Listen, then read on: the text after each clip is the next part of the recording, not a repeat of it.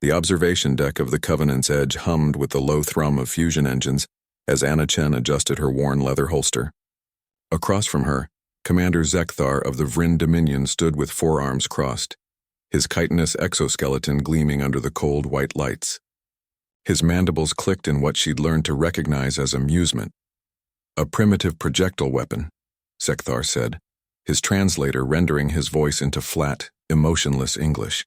"You bring this to demonstrate human capability?" Anna said nothing. She'd learned that silence often spoke louder than words when dealing with species who measured worth in technological advancement. The Vryn had ruled this sector for 3,000 years, their weapons capable of atomizing targets from orbit, their shields impervious to conventional arms. To them, humanity's recent emergence onto the galactic stage was amusing at best, pathetic at worst. Lewis Park stood behind her, arms folded, his expression unreadable. As the human diplomatic envoy's security chief, he'd seen this dance before. 12 species now sat on the Galactic Council, and 11 of them viewed humanity as backwards children playing with fire. The Vryn were simply the most vocal about it. The terms were clear, Anna said quietly. A demonstration of skill. No restrictions on method. Zekthar's 4 eyes narrowed. Indeed, though I expected something more sophisticated. The Catherine brought plasma manipulation. The Saurans demonstrated quantum tunneling, and you bring a chemical combustion device that your own species abandoned centuries ago in your military applications. Not abandoned, Anna corrected. Refined. She drew the revolver in one fluid motion. The weapon was an anachronism, a 6-shot cylinder, wooden grip worn smooth by decades of use, steel frame that had been her great-grandfather's. No electronics. No smart targeting. Just mechanics, chemistry, and the human hand.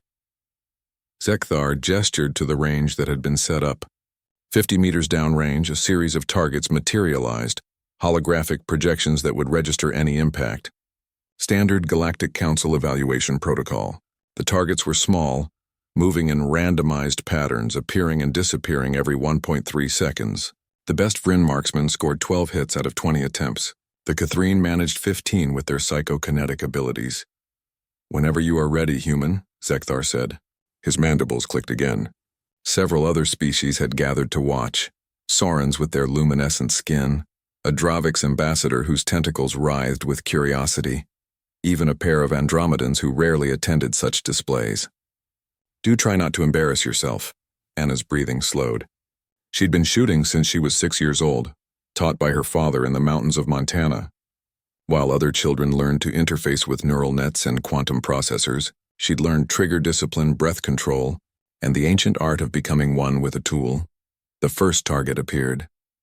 Anna fired. The hologram registered a center mass hit before it could fully materialize. Second target, left side, another shot, another hit. Third target, high right angle. The revolver barked. And the hologram flickered with impact confirmation. Zekthar's mandibles stopped clicking. Anna's hands moved with mechanical precision. But there was something more. Something the assembled aliens couldn't quite quantify. Each shot came not from calculation but from instinct honed over thousands of hours. Her eyes didn't track targets. They predicted them. Her finger didn't pull the trigger. It caressed it at the exact microsecond when barrel, target, and intention aligned. 6 shots. 6 targets eliminated before they could complete their appearance cycles. The range fell silent except for the clatter of spent brass on the deck plating. Impressive, Zekthar admitted, though his tone suggested otherwise. A perfect score with a full cylinder. But Anna was already reloading. Her fingers moved in a blur. Cylinder release, spent casings ejected, 6 fresh rounds inserted, cylinder snapped closed. The entire reload took 1.8 seconds, but, she prompted. But any species can achieve perfection with unlimited time, Zekthar continued. True skill is demonstrated under pressure with variables that 20 targets materialize simultaneously. The protocol allowed for sequential testing only. This wasn't regulation. Lewis stepped forward, but Anna raised her free hand slightly. Her eyes never left the targets. Problem? She asked Zekthar. Consider it an amendment to the demonstration, the Vryn commander said. Show me this human skill under actual combat parameters. The targets began moving in chaotic patterns, some splitting into smaller projections, others accelerating to speeds that mimicked incoming projectiles. It was a test designed for automated weapons systems, not biological marksmen. Anna's first shot took out a target that had fragmented into 3 pieces. 1 bullet, 3 hits as they aligned for a fraction of a second. Her second shot ricocheted off the deck plating exactly as she'd calculated, taking out a target moving parallel to her position. Third, fourth, fifth shots, each one solving a geometric puzzle that would have taken the Vrin combat computers 0.3 seconds to process. She was faster. The 6th shot rang out, and the last target flickered out of existence. 6 shots, 20 targets eliminated. 3 through fragmentation timing, 1 through ricochet, 17 through direct hits incorporating prediction algorithms her brain had processed without conscious thought. The observation deck was absolutely silent.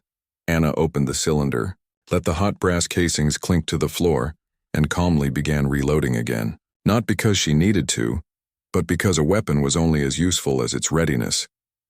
"You asked for human skill," Lewis said into the silence, speaking for the first time. "What you're seeing is 10,000 years of human warfare distilled into muscle memory and instinct.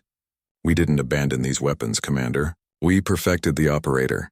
Zekthar stared at the small human female, at the primitive weapon in her hands, at the impossible results displayed on the scoring hologram.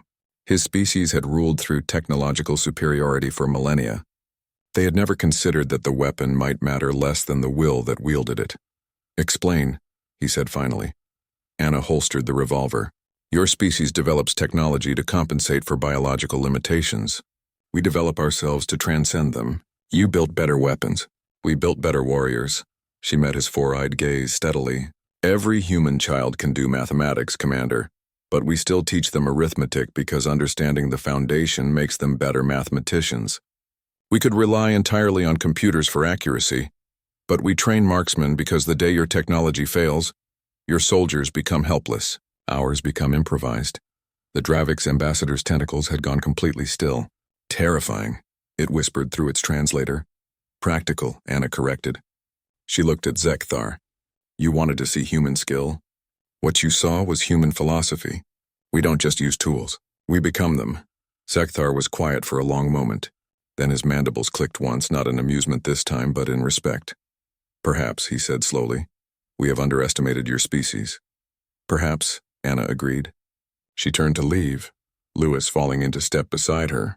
As they reached the door, she paused and looked back. "Oh, and Commander?" "That was with my non-dominant hand. I'm right-handed." The door slid shut behind them, leaving the assembled aliens to contemplate the implications of a species that valued the warrior as much as the weapon, and the terrifying efficiency that came from refusing to forget where they'd come from.